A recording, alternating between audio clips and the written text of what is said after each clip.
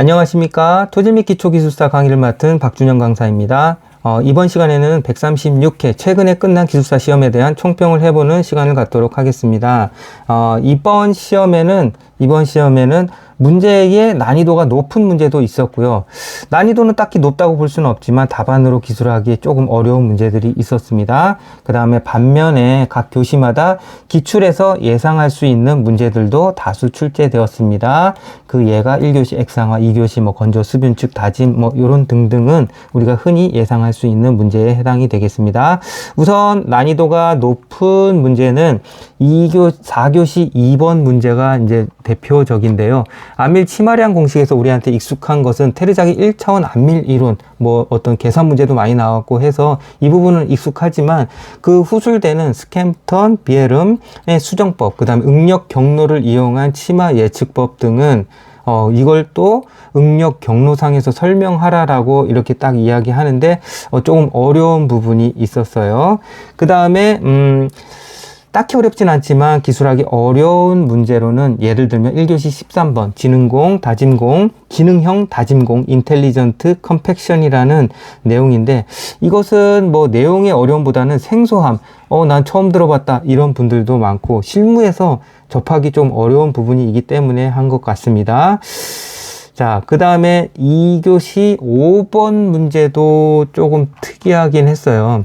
그래서 이 2-5번이 특이하다기보다는 이거를 답안을 어떻게 작성하는 것이 효과적일까 고민이 드는 문제예요. 최근 도심지에서 집안 함몰 사고가 빈번히 발생해 오케이.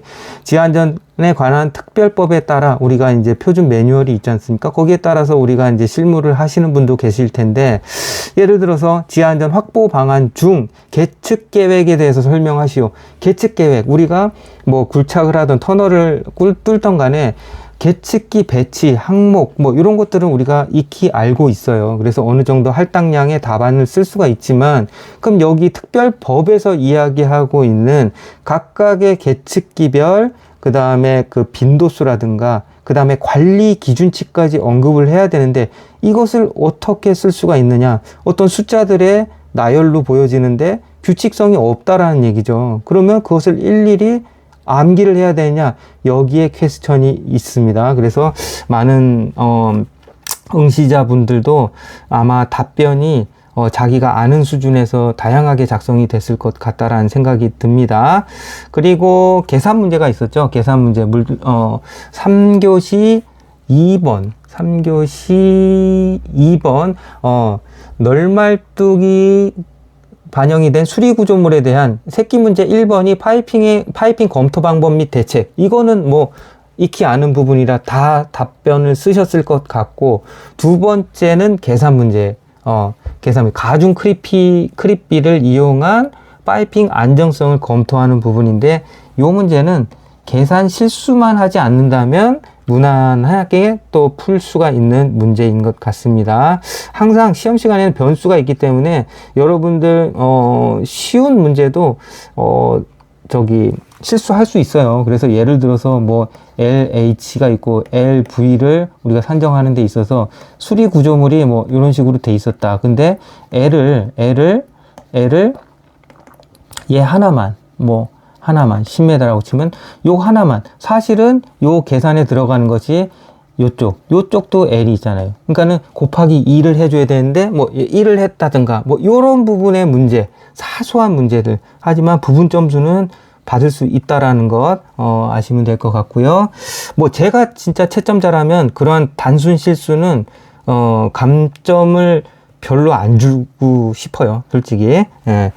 그리고 어찌됐던 간에 이번 회차 총평을 결론을 내리자면 저는 이렇게 이야기하고 싶습니다. 첫 번째도 기출, 두 번째도 기출입니다. 그리고 암기가 어려운 부분, 아까 말씀드렸죠. 암기가 예를 들어서 난이도보다는 답변하기 좀 어려운 부분의 문제들이 있었어요. 그러면 사전에 최근 트렌드가 어차피 지한평이기 때문에 지한평을 달달달달 100% 한 권을 다 머릿속에 넣기가 힘들잖아요. 버릴 건 버리고 난 여기까지 이거는 양보하지 못하겠다 하는 부분까지만 기억하고 학습하시면 될 것 같고, 나머지는 버려야죠. 어떡하겠습니까? 우리 뇌에 용량이 있는데요. 자, 그 정도까지 정리를 하도록 하겠습니다. 자, 1교시부터 다시 한번 살펴보면 1교시 13번 지능형 다짐공을 제외하면 문제 선택에 큰 어려움이 없을 것 같습니다. 요 문제는 아마 스마트 건설 기술 요 부분 때문에 최근 시사점이 있어서 출제되지 않았나. 하지만 실무적으로는 다소 거리가 있어 보이고요. 8번 터널 갱구부 설계 시 고려 문제, 10번 액상화 평가 및 대책, 요 부분의 문제는 정형화된 모범 답안이 있습니다. 이게 무슨 뜻이냐면, 정형화돼 있다라는 거는 출제를 하는 출제위원 입장에서도 그렇고, 답변을 하는 수험자 입장에서도 그렇고, 응시생 입장에서도 정형화돼 있다라는 건 변형이 어렵다라는 거예요. 그래서 이런 부분들은 사전에 모범 답안을 좀 작성해 두시고 학습을 거기에 맞춰서 해 주시기를 권장합니다.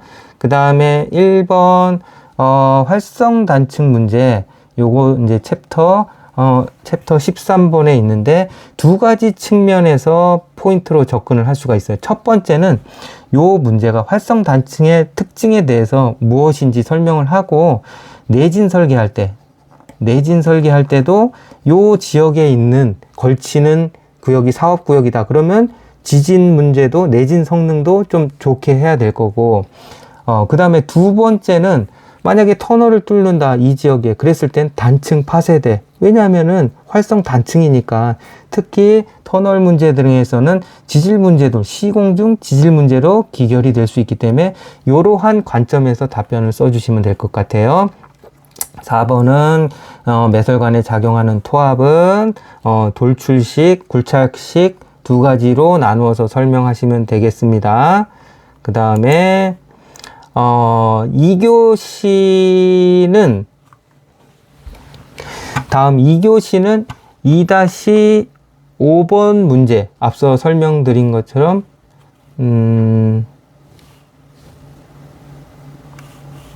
자, 2교시로 넘어가면 1번 문제와 5번 문제가 다소 특이한 문제라고 볼 수가 있겠습니다. 1번 문제는 조금 특이한 게, 예를 들어서 자, 보면 1번 문제에서 표준관입시험에서 물어보고 있는데 조사 방법 및 목적, n값의 n값의 지방공학적 활용, 이거를 물어본 건 좋은데 갑자기 또 주제가 선회가 돼서 말뚝의 허용 연직 지지력을 구하시오 이렇게 되어 있어요. 그리고 말뚝 길이 나와 있고 n치 나와 있고 뭐 어쩌고저쩌고 나와 있는데, 어찌 되었던 간에 갑자기 또 주어진 문제를 선회하면서 계산 문제로 또 간다라는 측면에서 조금 특이한 문제인 것 같고, 그 다음에 두 번째 5번 문제 같은 경우는 앞서 설명드린 것처럼 지하안전 관리에 대한 특별법, 요것도 문제가 난이도가 높다라기보다는 뭐 어떻게 계측 빈도와 관리 기준치에 대해서 언급할 수가 있느냐, 이런 어려움이 있습니다. 다음은 2교시 문제로 돌아가도록 하겠습니다. 2교시 문제는 1번 문제랑 5번 문제가 조금 특이한 문제라고 볼 수가 있는데요. 1번 문제 같은 경우에는 분명히 이제 SPT에 관해서 SPT에 대해서 물어보고 조사 방법 및 목적, n값의 지방공학적 활용, 뭐 좋아요. 표준가입시험에서 이제 답변을 하면 되는데, 갑자기 새끼 문제 3번에서 말뚝 지지력을 구하라고 조건이 주어지고 말았네요. 자, 그게 이제 조금 특이한 부분이고, 뭐 맞춰서 선단 지지력, 주면 지지력 산정을 하면 되긴 할 것 같습니다. 자, 그 다음에 두 번째 특이한 문제는 5번 문제. 앞서서 설명드렸는데, 지하안전에 관한 특별법 중 계측에 대해서 물어보는데, 앞서 설명드린 것처럼 어떤 계측기 종류별, 목적, 이런 것들은 서술하는데, 문제가 없겠죠. 이런 것들은 이런 단면도 그리고 터널 단면 그리고 굴착에 대한 단면 그리고 계측기 심고 각각의 항목별 기능을 또 설명할 수는 있겠는데 예를 들어서 이런 부분이에요. 얘가 그러면 여기서 우리가 25점 문제로 나와서 계측 계획 이런 것들을 답변을 할 수 있는데, 예를 들어서 이런 계측 빈도라든가 계측 빈도, 그럼 이렇게 지금 설치 시기 초기치 그다음에 주의 안전 특별한 위험 이런 식으로 돼 있고, 그다음에 수동 계측 자동 계측 관리 기준치가 1차 2차 3차 초과시 저거 다 이제 이런 것들이 있는데, 이러한 것들이 숫자나 이런 부분들이 규칙성이 있는 게 아니잖아요.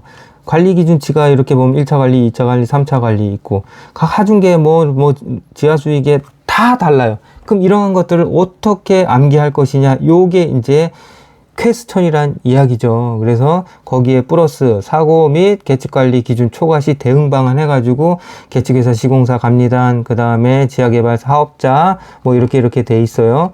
그러면 여기에서 우리가 발췌를 해서 아까 전에도 설명드렸지만 암기할 수 있는 내가 여기까지는 하겠다 하는 정도까지만 암기를 하시고, 저는 나머지는 좀 버려야 된다라고 봐요. 왜냐하면은 이 내용들을 누가 어떻게 다 암기를 할 수가 있겠습니까? 그래서 이런 부분들이 조금 출제자의 의도는 알겠는데 조금 응시하는 응시생 입장에서는 가혹한 문제가 되지 않을까, 차별화하기는 그런 의견을 좀 달아두고 싶네요. 다음 2교시 3번 문제를 한번 살펴볼 텐데요. 횡방향 지지력의 산정 방법에 대해서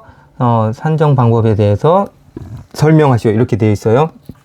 이것은 연직 지지력 같은 경우에는 계산 문제 2-1번 문제가 이제 거기에 해당이 되겠죠. 계산 문제로 출제되는 경우가 있지만 횡방향 지지력은 계산 문제로 출제되기가 힘들어요. 현실적으로 어려워요. 그러면 이론적으로 우리가 어느 정도 정리를 해 놓으면 되겠다, 이런 결론이 서겠죠. 그렇다면 우리가 학습해야 될 방법은 횡방향 지지력이 무엇인지, 횡방향 지지력은 말뚝이 이렇게 박혔을 때 수평 방향에 힘을 받아서 이런 식으로 변이가 발생을 하겠죠. 그래서 이 안전율의 개념이 이 허용 변이와도 관련이 있을 것이고, 이 허용 지지력을 발휘하는 데 있어서는 몇몇 팩터들이 있죠. 말뚝과 1번 말뚝, 2번 그 다음에 지반. 예를 들어서 말뚝은 짱짱한데 예를 들어서 2번 지반이 클레이야. N은 1이라고 쳐요. 그럼 어떻게 했어요? 얘는 그냥 허당으로 서 있는 거랑 똑같아요. 그러면 얘가 변이가 엄청나게 커지겠죠. 결국 여기에서 이야기해 주고 싶은 것은 수평방향 지지력은, 연직도 마찬가지긴 하지만 수평방향, 횡방향 지지력은 말뚝과 지반의 상호작용으로 결정이 된다. 또 하나 말뚝이 이렇게 있어요. 그러면 이렇게 하중을 받는 것과 그 다음에 이렇게 푸팅, 기초가 쳐지고 나서 이렇게 횡방향을 받는 것은 다른 의미라는 얘기죠. 말뚝 머리가 고정이 돼 있는 경우와 이렇게 자유롭게 회전할 수 있는 경우는 다른 거동을 보인다. 또한 말뚝이 이렇게 짧은 말뚝과 이렇게 긴 말뚝의 거동 자체가 서로 다르다라는 것이죠. 다르다는 것. 그렇기 때문에 이게 변수가 많아요. 변수가 짧은 말뚝, 중간 말뚝, 긴 말뚝, 머리 회전, 구속, 여러 가지 이런 것들이 있기 때문에 우리가 답변하기가 상당히 까다로워진다. 계산 문제로서 출제가 됐을 경우 까다로운 정도가 아니라 거의 불가능하다라고 보는 게 맞지 않을까 싶습니다. 자, 이제 3번 문제로 살펴보겠는데요. 3번 문제 같은 경우에는 여기서는 이제 횡방향 지지력 산정 방법에 대해서 설명을 하고 있어요. 연직 지지력 예를 들면 2-1번 문제처럼 계산 문제로 출제되기는 굉장히 현실적으로 어려움이 있습니다. 그렇다면 우리 학습 방법 정해지죠. 횡방향 지지력이 뭔지, 어떻게 산정하는지 수준에서 정리하면 된다라는 뜻이에요. 다만 이것도 말처럼 쉽지가 않습니다. 쉽지가 않아요. 왜냐하면 변수들이 많기 때문에. 왜 변수가 많느냐? 횡방향 지지력 같은 경우 말뚝에 집안 속에 말뚝이 박히고 이 수평 방향 하중을 받았을 때 말뚝이 이렇게 지금 변이가 생기고 요 변이 자체가 일정 수준을 벗어난다. 그러면 허용 지지력을 벗어난다. 그랬을 경우 사용성을 확보할 수가 없는데 이 지지력을 발휘하는 메커니즘 자체가 이 말뚝 자체도 있지만 이 지지력에도 있다라는 얘기예요. 뭐냐면은 말뚝이 짱짱해. 그러면 말 잘 버티겠죠. 하지만 얘가 클레이야. 클레이인데 N이 1이야. 그랬을 경우에는 허당이라는 얘기죠. 이 말뚝이 그냥 뭐 이렇게 꼬챙이로 서 있는 거랑 똑같은 개념이 되는 거예요. 그렇기 때문에 집안이 같이 받쳐줘야 효과적인 수평 허용 지지력을 발휘할 수가 있겠다. 두 번째는 이 말뚝이 이렇게 두부 자유 상태로 자유롭게 왔다리 갔다리 하는 이러한 구조물도 있을 것이고, 반대로 이렇게 후팅을 쳐서 매트 기초나 이런 걸 쳐서 두부가 구속된 이러한 상태가 있는데 동일한 하중 pH를 받는다 할지라도 이 말뚝의 지지력이랑 거동이 다르다는 얘기예요. 또 하나, 말뚝이 집안에 이렇게 박히는데 이렇게 짧은 말뚝과 이렇게 긴 말뚝이 이렇게 하중을 받는다. 짧은 말뚝과 긴 말뚝이 서로 다르다는 얘기예요. 거동이. 자, 요런 변수들이 많기 때문에 계산 문제로 낼 수가 없겠죠. 일단 제 생각은 그렇습니다. 자, 그래서 이제 답변을 보면, 여기에서 제가 이제 권장해 드리고 싶은 것은 이 수많은 변수들이 있기 때문에 말뚝의 수평 지지력은 정리하는데, 수평 지지력 산정 방법에는 극한 평형법, 탄성 집안 반력법, PY 곡선법, 요 정도 수준에서는 퍼펙트로 깨고 있어야죠. 그 다음에 뭔가 좀 유식하게 보이려면 탄성지방 반력법, 요 산식, 이케이션은 조금 기억을 해둘 필요가 있어요. 그래서 말뚝을 탄성지반에 지지된 보로 가정한 해성법 하면서 요 정도 산식만 기억을 해주면 되겠다.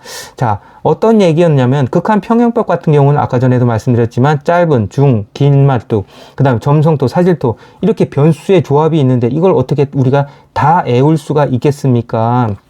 하지만 요 말뚝 특성치는 우리가 여기저기서 써먹는 공식이기 때문에 요 정도는 애워 주십사 하는 게 제 의견이고요.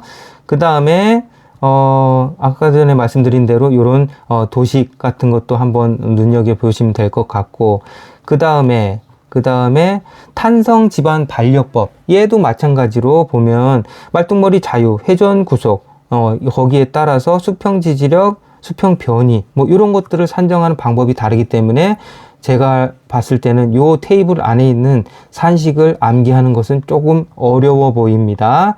다만 PY 곡선법 자체는 조금 이해하실 필요가 있어요. 교재 내용 참고하셔서 PY 곡선법, 비선형법, 비선형 스프링을 이용한 방법, 요 정도는 우리가 이해를 하고 답안에 기술할 수 있어야 할 것 같습니다.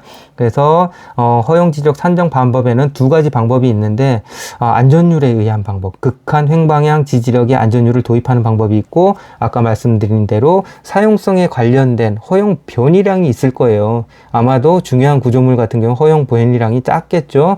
그 변이량을 벗어난 경우 NG, 뭐 이런 식으로 평가할 수 있다라는 이야기죠.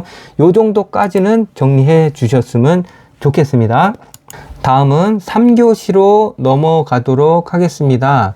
3교시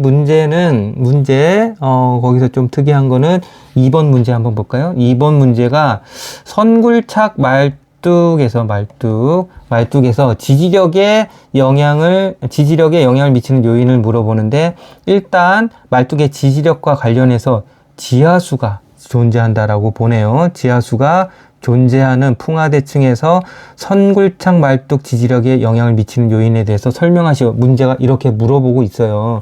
그래서 지금 우리가 말뚝은 이렇게 지중해 박혔을 때 연직 지지력만 봅니다. 예를 들어서 V가 작용을 할 때 우리가 말뚝에서 지지력을 발휘하는 것은 여기 주면, 그죠? 주면 마찰력이 1번이 있을 거고, 그 다음에 선단 지지력 2번, 요런 조합이지 않습니까? 그런데 지금 산식을 뜯어보게 되면 이 주면 지지력은 결국은 이 수평 방향의 응력, 유효응력이에요. 유효응력. 그러면 결국은 지하수가 있다라는 거는 요 유효응력이 그러니까 말뚝을 이렇게 붙잡아주는 힘 자체가 떨어진다라는 얘기예요. 지하수에 있을 때는. 왜냐하면 이 유효응력 시그마 H-가 줄어들기 때문에 그런 겁니다. 선단 지지력도 마찬가지로.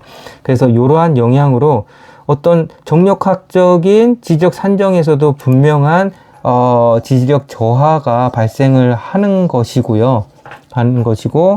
그 다음에 또 하나, 이 키워드가, 두 번째 키워드가 선굴착 말뚝. 이게 뭐냐면은 과거에는 소음 진동에 대한 규제가 별로 없고 보호 대상도 별로 없기 때문에 어때요? 그냥 말뚝을 햄머로 때려 박죠. 그냥 이렇게 땅땅땅 하면서 얘는 내려가는 요런 거지만, 지금 현재는 어떻습니까? 현재는 먼저 선굴착을 한다는 얘기죠. 얘를 오거링으로 돌려서 얘를 배토시키고, 흙을 배토시키고 빠졌을 때 이렇게 집안 내에 굴착이 다 완료되면 말뚝을 이렇게 빠뜨리고 지지력을 발휘하게끔 말뚝 설치를 하겠죠. 진동 소음을 획기적으로 줄일 수 있긴 하겠지만, 뭔가 이 그림에서도 우리가 느낄 수 있듯이 약간 얘네들이 허당이잖아. 얘네들이.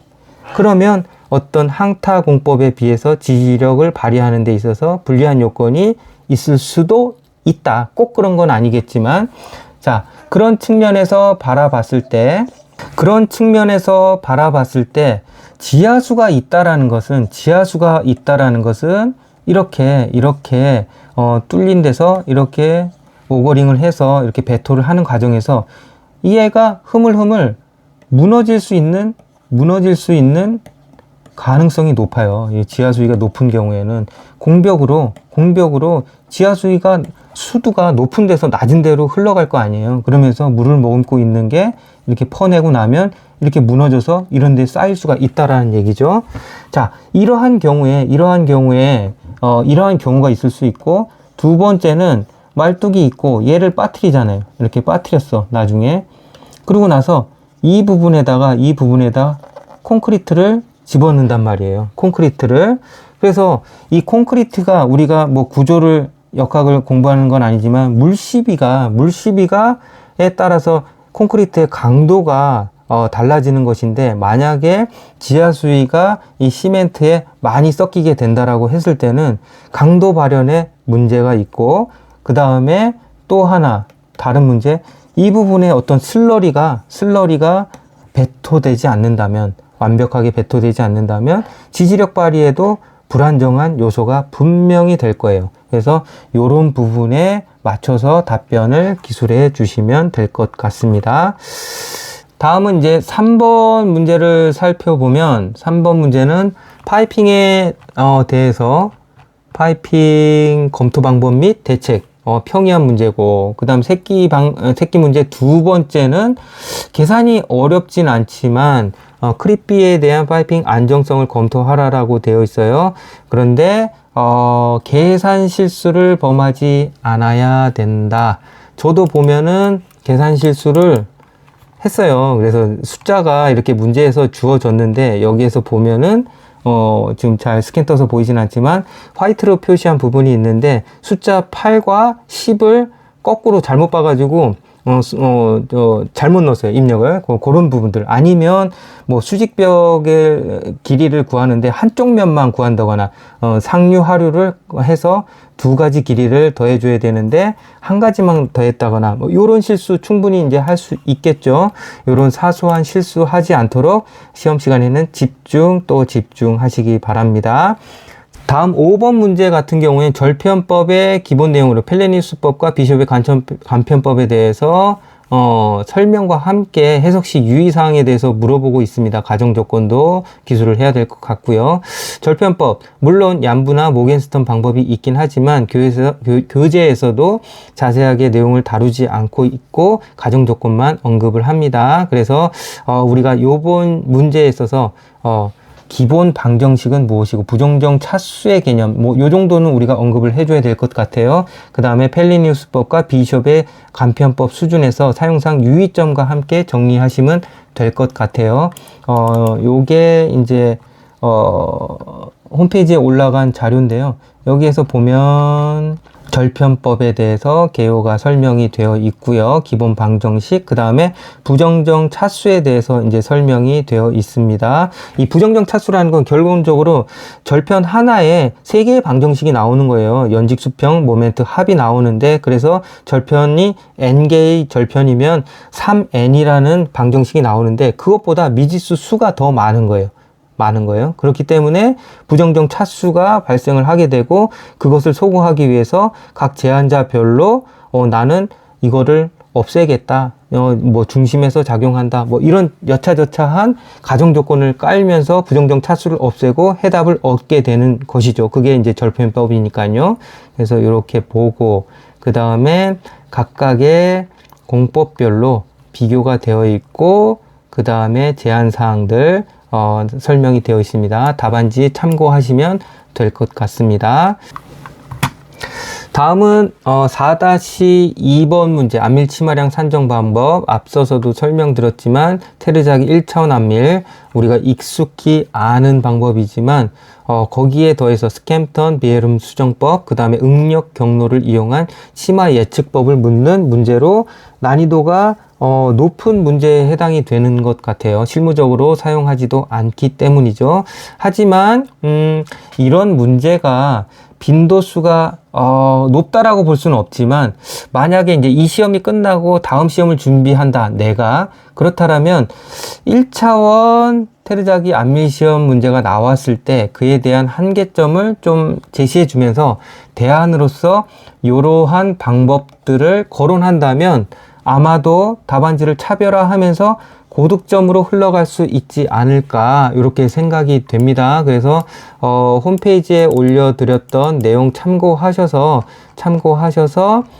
지금 보면은 스캠턴 비에름 수정법 요 관계에 있어서는 이러한 그림 같은 것도 잘 이용하면 좋을 것 같아요. 우리가 테르자기는 반무한한 집안에서 반무한한 하중이 작용하는 반면에 지금 요 방법 같은 경우에는 국부적으로 하중이 작용하면서 어떤 심도별 지중 응력의 영향을 고려한다라는 이야기겠죠. 그리고 응력 경로에 의한 방법, 이러한 것들은 뭐 수많은 시험을 통해서 응력 경로를 경우의 수를 두고서 작성을 해 놓은 다음에 변이량을 가지고서, 수직 변이량을 가지고서 안밀 치마량을 산정하는, 저 같으면은 이런 방법을 생각해내지 못했을 것 같아요. 참 이런 것들을 연구하신 분들이 참 대단한 것 같다라는 생각이 듭니다. 자, 참고하시고요, 답지는.